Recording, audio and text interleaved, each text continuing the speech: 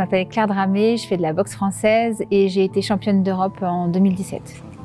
La boxe française, c'est une boxe qui allie des techniques de poing, des techniques de pied, où on cherche à toucher son adversaire plus de fois que lui ne nous touche. On doit frapper avec le pied et non avec les autres parties de la jambe.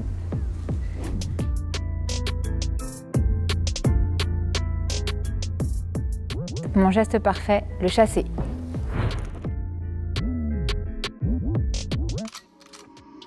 Le chassé latéral, c'est une technique de jambe qui consiste à repousser son adversaire avec le dessous de son pied.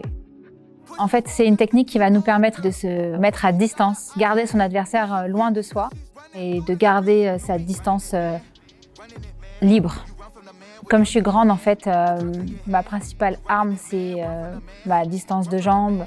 Donc si moi, j'ai repoussé mon adversaire avec mon chassé, il y a quasiment toutes les chances que lui, il puisse pas me retoucher derrière. Donc voilà, c'est la raison pour laquelle j'aime le chasser, c'est pouvoir garder ma distance et gérer sur le ring en repoussant mon adversaire.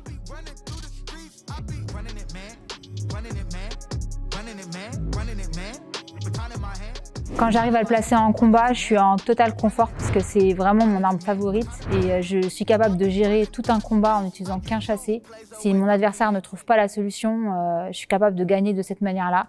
Je le repousse à distance, moi je marque mes points et lui il n'arrive pas à me toucher. Et le but en boxe, c'est bien sûr de ne pas prendre des coups et d'en donner. Donc je suis en totale confiance et maîtrise de ma boxe. C'est pas du tout naturel à produire, contrairement à d'autres techniques comme le fouetté qu'on utilise de manière naturelle dans la cour de récréation. Quand on veut se bagarrer, c'est le fouetté qu'on va utiliser. Le chassé, on ne le fait pas du tout dans la vie de tous les jours, donc c'est la technique en jambe qui est la plus difficile à acquérir. Mais une fois qu'on l'a acquise, après, c'est un réel bonheur, quoi. Pour réaliser techniquement un chassé latéral de la jambe avant, la première chose à faire, ça va être de pivoter sa jambe d'appui. La deuxième chose, ça va être de monter son genou en direction de l'épaule opposée. Tout ça en ayant les deux épaules face à l'adversaire et en ayant sa garde. Là, je suis en armée. Puis, il va falloir déplier la jambe pour venir pousser avec le dessous de son pied, son adversaire. Et voilà.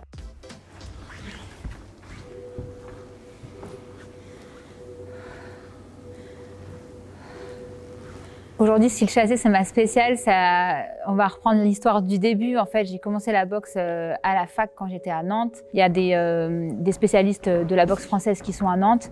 Et ces spécialistes-là sont de l'école du chassé, en fait. Donc, dès le départ, c'est une arme que j'ai beaucoup travaillé.